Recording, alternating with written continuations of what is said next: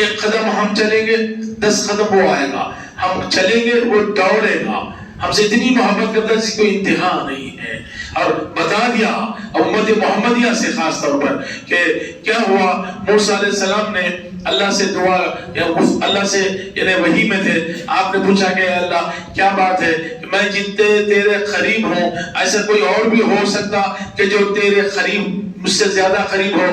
تو اللہ نے ارشاد فرمایا موسیٰ ایک نبی آئیں گے، وہ آخری نبی ہوں گے، ان کی ایک امت ہوگی اور وہ آخری امت ہوگی، وہ امت میں ایک مہینہ ہوگا، وہ رمضان کا ہوگا، وہ روزے دار ہوں گے، وہ جب اپنے سامنے روزہ یعنی روزے کھولنے کے لیے، روزے کے بعد کھانے کے لیے غذا اپنے سامنے رکھیں گے اور میرے لیے اور میرے بارگاہ میں ہاتھ اٹھائیں گے، میں تم سے اس وقت 70 حجاب ہے تمہارے میرے بیچ میں، لیکن جب وہ امت ہاتھ اٹھا لے گی تو ان کے میرے بیچ میں کوئی حجاب کا پردہ نہیں ہوگا۔ یہ اللہ ہے، اتنی محبت کر رہا۔ یہ دیکھیے یہ ہم کو کیا دے رہا، یہ تک نعوذ باللہ یہ قدر ہی نہیں سمجھ رہا کہ رمضان تکلیف، رمضان رحمت کے لیے آیا، اللہ بتایا رحمت کا تھا، اللہ یہ چاہ رہا کہ جو ہوا چلیے کوئی بات نہیں معاف۔ بھئی ایسا بھی کوئی آپ دیکھیں کہ کوئی آدمی ہم سے اگر قرضہ سکا بھائی اگر مانگنے میں لگ جائے، صبح ہوا آپ سے بولے کہ بھائی میری مدد کر دو پیسوں کی، آپ کر دیے، شام ہوا پھر مدد کی، پیسے کی مدد آپ کر دیے، اس کے بعد میں آپ بولیں گے کہ بھائی یہ تو جان ہی کیوں لگ گیا، یہ بات تو سکا ہے لیکن میں اس کی اتنا مانگتا، کپڑے مانگتا، کھانا مانگتا، پیسے مانگتا، سواری مانگتا، ہر چیز مانگتا، پھر یہ اس سے تو منہ موڑ لو۔ تو آپ دیکھیں کہ کثرت سے جو آدمی کسی سے مانگتا، اگر دوست سے مانگا دوستی چھوڑ دیتا، بھائی سے مانگا بھائی رشتہ داری ختم کر دیتا۔ واحد ہستی ہے، اللہ پاک قرآن میں فرما رہا تم مانگو اور میں دینے والا ہوں۔ کیا اللہ ہے بندہ ذرا، وہ ناراض نہیں، اس کی عجب بات ہے، آپ مت مانگو وہ ناراض ہو جاتا، آپ مت مانگو وہ ناراض، آپ مانگو وہ خوش ہو جاتا کہ بھئی مجھ سے مانگو اور میں دوں گا۔ اور پھر اللہ کا خزانہ ایسا کہ جس کی کوئی انتہا نہیں ہے۔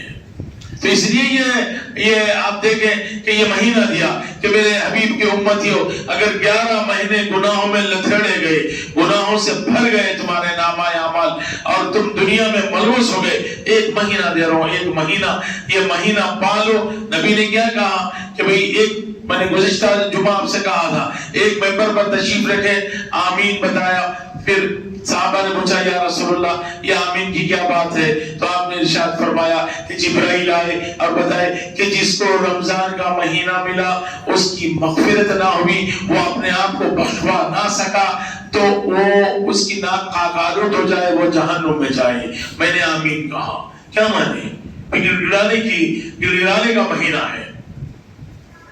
افطار کے بعد میں صرف کھانے کی فکر یا اب سے لے کے افطار تک کھانے کی فکر یا رمضان کی عید کی فکر نہیں، یہ سب ہو جائے گا، یہ سب ہو جائے گا، لیکن فکر یہ کرنا ہے کہ وہ جتنے اعمال 11 مہینے میں ہوئے تھے اور جیسے اللہ ہم سے محبت کرتا، سوچنے کی بات ہے نا، کوئی ایک آدمی آپ سے محبت کر رہا اور آپ اس سے محبت نہیں کر رہی، تو یہ ہستی ہے اللہ، تو خالق کائنات اتنی محبت کر رہا اور ہم کو محبت نہیں پیدا ہو رہی، تو وجہ ڈھونڈنا، یہی مہینہ ہے وجہ ڈھونڈنے کی کہ اللہ کیا بات ہے۔ اللہ رمضان دے کے، روزے دے کے بتا دیا کہ اب تم جیسے میرے کو محسوس کرتے زندگی پر ویسے ہی محسوس کرو، جیسے میری ناراضگی کا خیال کرتے کہ بھئی اب اگر یہ چیز سے روزہ ٹوٹ جائے گا اللہ ناراض ہو جائے گا، یہ چیز سے روزہ مکروہ ہو جائے گا اللہ ناراض ہو جائے گا، یہ چیز سے اگر میں روزہ نہ رکھوں تو اللہ ناراض ہو جائے گا، اگر روزہ رکھوں اور نعوذ باللہ نہ رکھوں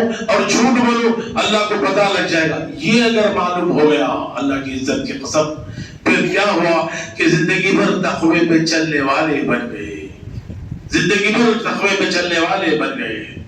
آپ دیکھیں کہ تقوی کی علامت کے بارے میں اللہ کے حبیب نے ارشاد فرمایا کہ وہ یہ ہے کہ جو کفر سے لوگ، کفر جو کافر ہوتے نا، ہم یہ سمجھتے کفر وہی ہے کسی مورتی کے سامنے ہاتھ اٹھا لیے تو کفر، اور دوسروں کے پاس یہ ہے کہ کسی مزار کے پاس ٹھہر گئے کفر، یہ کفر ہے ضرور، لیکن آپ کو بتاؤں کفر وہ ہے کہ آدمی سجدہ کرے لیکن اس کی خواہش اس کے دل میں رکھے، اور زبان سے سبحان رب العالی بولے لیکن اس کی خواہش اپنی اس کو اعلیٰ نظر آئے، وہ سجدے میں جائے سبحان رب العظیم پڑھے لیکن اس کے دل کی خواہش اس کو عظیم نظر آئے، تب یہ کفر ہے، اس سے بچنا ہے، یہ اندرونی حالات ہیں۔ آپ دیکھیں کہ اللہ کے حبیب نے کیا بتایا کہ صحابہ کرام ایک غزوے سے جنگ سے آئے، جنگ سے مال غنیمت ملا تھا، اب وہ سب مال غنیمت دے کے نبی کے دربار میں آئے اور نبی وقت کا نماز کا وقت ہو رہا تھا، آپ نے دیکھ لیا، سب کے نظروں کو دیکھا تو آپ نے دیکھا کہ یہ لوگ وہ تھے جو چاہتے خود ایک دوسرے کے بھائی تھے، لیکن جب اب آئے تو مال غنیمت کی وجہ سے دلوں میں تنگی آ گئی، ہر آدمی چاہ رہا تھا کہ مجھے یہ مال غنیمت ملے، مجھے یہ ملے، مجھے یہ ملے، یہ ملے، وہ جو محبت تھی ختم ہو گئی۔ تو نبی نے کیا کیا؟ نبی نے فرمایا سنو میرا ممبر لگاؤ، بعد میں نماز، ممبر لگایا گیا۔ ہم تو جمعے کو تقریر کرتے، نبی تو ہر لمحہ ممبر لگا کے یعنی رشد و ہدایت دیتے، تبھی تو امت یہاں تک آئی، بولے ممبر لگاؤ، ممبر لگایا ہے۔ آپ نے کہا کہ سنو میں تم کو اس جہاد سے اور بڑی جہاد کے طرف بلاؤں؟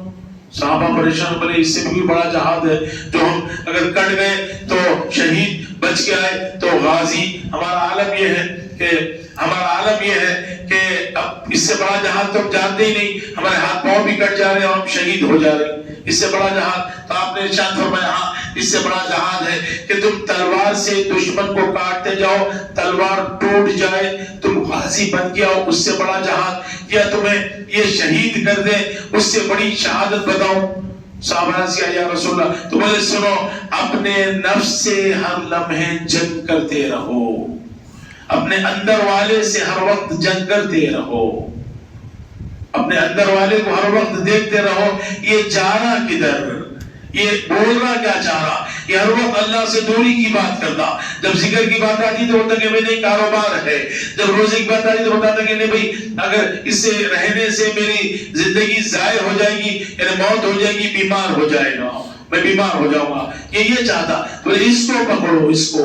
اب تم نے جب گئے تھے تو بہت بہترین تھے، جب واپس آئے تو دلوں میں ایک دوسرے کے لیے رنجش آ گئی، اور یہی ہے کہ ہر لمحے جو جنگ لڑے، جو اپنے نفس سے جنگ لڑے گا وہ بستر پہ بھی مرے گا، طبعی موت یعنی نیچرل ڈیتھ، اس کے باوجود بھی وہ شہید ہوگا۔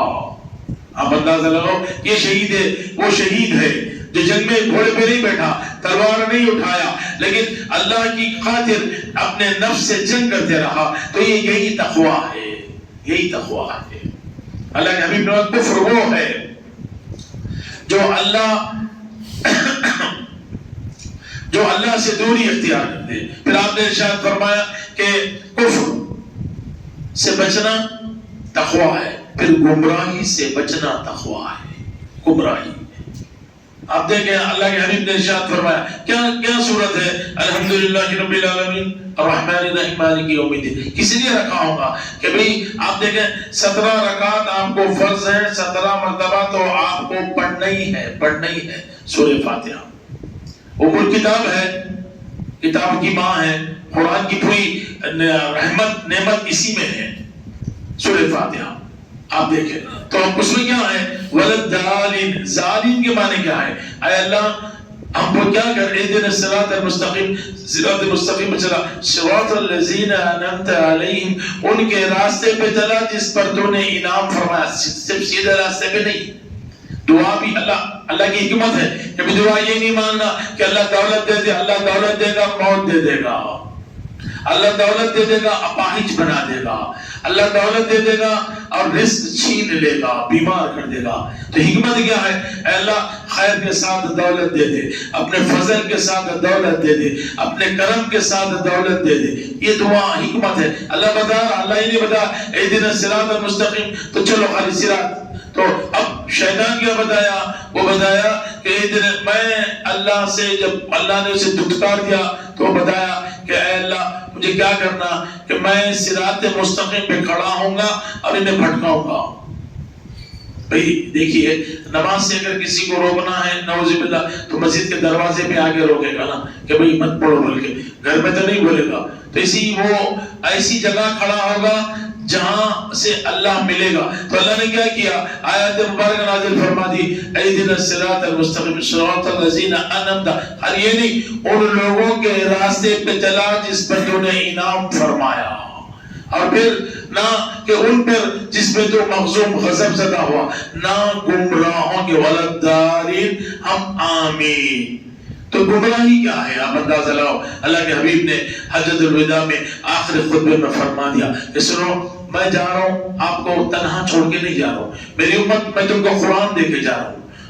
قرآن آج جو ابھی میں نے قرآن کی آیت مبارکہ پڑھی کہ شہر رمضان الذی انزل فیہ القرآن، تو کیا ہوگا آپ دیکھیں کہ یہ وہ قرآن ہے کہ اللہ پاک قرآن کی عظمت بھی بتا رہا، مہینے کی عظمت بھی بتا رہا. یہ وہ مہینہ ہے جس میں قرآن نازل کیا گیا. کتنے عظمت والا مہینہ، اس سے مہینے کی عظمت معلوم ہوئی، اس سے قرآن کی عظمت معلوم ہوئی. تو آپ دیکھیں تنہا نہیں چھوڑو، میں کیا کر رہا ہوں، دو گراں قدر، دو بڑی حدیثیں ثقلین ہیں، بڑی چیزیں چھوڑی، ایک میری، ایک قرآن، ایک اہل بیت، ان دونوں کو مضبوطی سے تھام لو، تم ہرگز ہرگز گمراہ نہیں ہوگے. گمراہی کا پیغام مل گیا، گمراہی سے جو بچا وہ تقوی والا بن گیا. گمراہی کا پیغام ہے یہ، اللہ نے بتا دیا کہ یہ ہے گمراہی. پھر تقویٰ کیا ہے آپ اندازہ لگائیں کہ اللہ کے حبیب نے ارشاد فرمایا کہ اب اس حدیث مبارک کو نقل کرنے والے کون ہیں؟ روایت امام جعفر صادق ابن رسول اللہ. یہ وہ امام ہیں، آپ اندازہ لگائیں کہ جس کی فضیلت، جس کی برکت یہ ہے کہ 1600 علوم کا واحد آپ دیکھیں امام ہے جو 1600 علوم آپ کو آتے تھے. تو ہم آپ دیکھیں کہ آپ نے ارشاد فرمایا کہ جس کے پاس تقوی ہوگا اللہ کیا کرے گا، دنیا میں دیکھ لینا کہ کیا کرے گا، اللہ اسے رشد و ہدایت دے گا، اسے صراط مستقیم پہ نہیں انعمت علیہم کے لوگوں میں رکھے گا. آپ نے ارشاد فرمایا، پھر آپ نے ارشاد فرمایا کہ پھر جو تقوی والا ہوگا اللہ کیا کرے گا. پھر آپ نے ایک عجیب بات کہی، لوگ پریشان ہو گئے. پھر جو تقوی والا ہوگا وہ کیا ہوگا، اس کا کشادہ گھر ہوگا. ایک نئی بات، یعنی اب لوگ پریشان ہو گئے، امام کی بات تھی، اس کا کشادہ گھر ہوگا، گھر کشادہ ہوگا. اور پھر آپ نے فرمایا کہ اس کا لباس اچھا ہوگا. پھر آپ نے فرمایا کہ اس کے پاس یعنی نور والا چراغ ہوگا، نور والا چراغ ہوگا، لباس اچھا ہوگا، کشادہ گھر ہوگا. اب ایک آدمی کھڑا ہوا بولا کہ بولے امام ہمارے پاس تو ہے نہیں. تو بولے نہیں، میں ظاہری نہیں، میں اس کی باطن بتاؤں کہ میں آپ سے کہہ رہا ہوں کہ کشادہ گھر ہوگا کہ معنی یہ ہے کہ اس کی روح بڑی مضبوط اور وسط والی اور ایمان والی ہوگی. گھر یہ نہیں، گھر یہ جو اندر روح ہے وہ گھر. آپ نے فرمایا کہ وہ اس میں وسط ہوگی. اور پھر وہ کیا ہوگا، کیسی وسط ہوگی کہ اس میں صبر ہوگا. صبر ہے تو وسط ہے، جس روح میں صبر ہے اس میں وسط ہے. پھر آپ نے فرمایا کہ پھر اس کی سواری اچھی ہوگی. تو بولے سواری کیا؟ تو بولے ہاں، جس کو اللہ نے عقل اور فہم دی وہ سواری ہے. اللہ قرآن میں ارشاد فرما رہا، ہم جس سے چاہتے ہیں اس کی عقل اور فہم کو کھول دیتے ہیں. عقل و فہم کھل گئی تو باطن بھی معلوم ہو گیا، باطل بھی معلوم ہو گیا. اور پھر آپ دیکھیں کہ جھوٹا بھی معلوم ہو گیا، سچا بھی معلوم ہو گیا، علم والا بھی معلوم ہو گیا، نااہل بھی معلوم ہو گیا، اور اچھائی اور برائی کی تمیز آ گئی. عقل اور فہم. پھر آپ نے ارشاد فرمایا جس کا لباس اچھا ہو. تو انہوں نے کہا یہ امام یہ لباس سے کیا تعلق ہے؟ تو بولے ہاں، لباس کے معنی یہ ہے کہ وہ اس کی عبادت ایسی ہو کہ اس کی روح کو لباس ملے. آپ کو اور ایک بات بتا دے چلو کہ یہ جو روزہ ہے یہ روح کا لباس ہے، یہ ذہن میں رکھ لینا. اور جو لوگ معذور ہیں روزوں سے وہ پھر دعا کرنا اللہ طاقت دے، اس لیے کہ اللہ کے حبیب نے ارشاد فرمایا روز محشر. میں حدیث کو رکھوں آگے بڑھا ہوا کیونکہ یہ بہت امپورٹنٹ ٹاپک ہے. آپ کو بتاتے چلو پھر مس ہو جائے گی تو پھر میں بھی آپ کو نہیں بول سکوں گا کہ اللہ کے حبیب نے ارشاد فرمایا کہ روز محشر جب سور پھونکا جائے گا لوگ اپنی اپنی قبروں سے نکلیں گے، اپنی اپنی قبروں سے نکلیں گے اور میدان حشر کی طرف جائیں گے. کیسے نکلیں گے؟ کفن کے ساتھ نہیں، ننگے نکلیں گے. اور جس کے پاس اتنا ہی لباس ہوگا جتنا اس کے پاس تقویٰ ہوگا. اللہ اکبر. آپ ذرا دھبا نکل گیا، باہر نکل کے نہیں آتے، ہم چڈی پہ باہر نہیں آتے، ہم گندے کپڑوں سے باہر نہیں آتے، ہم یہ سمجھتے کہ بھئی یہ دنیا نہیں. اس دن تو آدم سے لے کر یعنی نبی مکرم کا آخری امتی بھی آئے گا، اس کے سامنے آدمی کو ننگا دھڑنگا آنا پڑے گا. کوئی کس کے پاس کچھ کپڑا نہ ہوگا، کھونگا تو کچھ چیتڑے ہوں گے. جیسا ایمان جیسا تقویٰ ویسا کپڑا. کوئی سواری بھی نہیں ہوگی، فرشتے کولڈے ماریں گے، بولے گا چل سواری کے بغیر. سواری اس کو ہوگی جس کے پاس جتنا تقویٰ ہوگا، جتنا ایمان ہوگا. تو یہ تقویٰ وہ چیز ہے، آپ اندازہ لگاؤ کہ روز محشر سواری ہونا تو تقویٰ ہونا، روز محشر اگر لباس ہونا تو تقویٰ ہونا. پھر آپ نے ارشاد فرمایا کہ روزہ روح کا لباس ہے. اب کیسا لباس پہنانا چاہیے آپ روح کو، یہ آپ اندازہ لگائیں. پھٹا پرانا، رفو کرا ہوا، کیچڑ میں لٹا ہوا. روزہ تو ہے مگر پھر غیبت بھی چل رہی. روزہ تو ہے دل صاف نہیں ہے. روزہ تو ہے عبادت نہیں ہے. روزہ تو ہے لیکن اللہ کے نہ ذکر ہے نہ شکر ہے نہ روزے سے تقویٰ پیدا ہو رہا. تو پھر اب کون سا لباس ہوگا؟ آپ اندازہ لگاؤ لباس کون سا لباس روح کو پہنا رہے. تو یہ بڑی بات ہے. اس لیے امام نے فرمایا کہ بھئی اچھا لباس ہو. لباس یہ نہیں جو ہم یہ تو وہ لباس ہے مرد ہی اتار دیتے. آپ اندازہ لگاؤ اسی کی اہمیت ہے. آدمی مانا لباس ختم، ہم روح کی لباس کی بات کر رہے ہیں. پھر آپ نے فرمایا کہ جس کے پاس بہترین نور والا چراغ ہو. تو فرمایا کہ جی نور والا چراغ کیا ہے؟ تو آپ نے ارشاد فرمایا کہ اس کی وہ رشد اور ہدایت دینے والا ہو.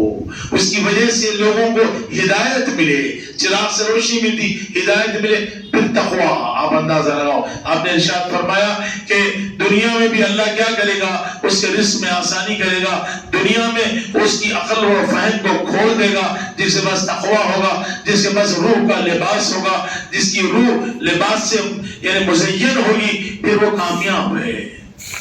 اب آپ کا میرا معاملہ ہے کہ بھئی روح کو کیسے لباس پہناؤ گے؟ بھئی پہناؤ گے بھی نہیں پہناؤ گے، پہناؤ گے تو کیسے پہناؤ گے؟ کہ بھئی اتنی یعنی وہ دن آنے والا ہے کہ روز محشر جس میں ساری مخلوق جمع ہے، اس میں لوگ دیکھیں گے کہ بھئی ننگ دھڑنگ ہے اور پھر نہ کولڈے پڑ رہی اور نہ سواری ہے، بلکہ سواری بھی ہو، لباس بھی بہترین ہو. تو پھر تقویٰ اختیار کرنا پڑے گا، تقوی والوں سے محبت کرنا پڑے گا، تقوی والوں سے. پھر اللہ کے حبیب نے ارشاد فرمایا کہ تقویٰ وہ ہے کہ جو قربتاً الی اللہ، جو اللہ کی قربت دے. امام فرما دے کہ یہ حدیث مبارکہ ہے کہ تقویٰ وہ ہے جو اللہ کی قربت اس کو میسر آ جائے، وہ تقویٰ ہے. کہاں سے مائیں گی؟ ہم کو قربت اللہ ہی نہیں معلوم. آپ اندازہ لگائیں، ہم جانتے ہی نہیں. ہمارا عالم تو یہ ہے، ہمارے علم کا تو عالم یہ ہے کہ ہم اگر نماز کی بھی نیت کریں تو ہماری نماز کی نیت ہے کہ میں نماز پڑھتا ہوں واسطے اللہ کے. تو بے شک اللہ کے واسطے، اب یہ اللہ کے واسطے نماز پڑھنا ہے، اپنے واسطے پڑھنا ہے، ہمارے واسطے پڑھنا ہے کہ اللہ ہم مسلمان برقرار رکھ، ہمارے واسطے پڑھنا ہے کہ جنت ہم کو دے دے، ہمارے واسطے پڑھنا ہے گناہ معاف فرما دے. ایک آدمی آیا جو آپ کا مقروض ہے اور آپ کے پاس آگے بولا میں آپ کے واسطے آیا اور پیچھے میرے کو دولت ہونا ہے، کچھ قرضہ دے دو. آپ بولیں گے میرے واسطے کیا آیا؟ تو قرضہ مانگنے آیا، تو اپنے غرض کے لیے آیا، تو مقروض ہے اور تو قرض چاہیے اس لیے آیا. اب اللہ کے سامنے بیٹھ کے بولیں گے کہ بھئی میں تیرے واسطے، ہماری کیا زبان، ہم اللہ کو کیا دے.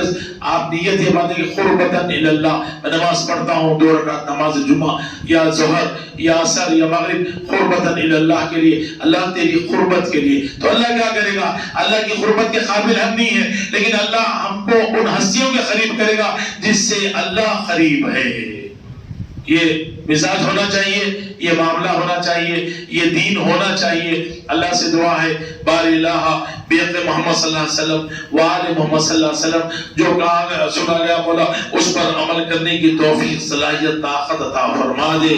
بار الہ بار الہ جیسے رمضان مبارک گزارنے کا حق ہے مولا ویسے گزارنے کی توفیق صلاحیت طاقت عطا فرما. بار الہ جیسے روزہ رکھنے کا حق ہے مولا ویسے رکھنے کی توفیق صلاحیت طاقت عطا فرما. بار الہ ہم گناہگار سیاہکار خطاکار ہیں مولا اس روزہ رکھنے سے ہمیں تقوی پیدا فرما دے. ہمارے اندر تقوی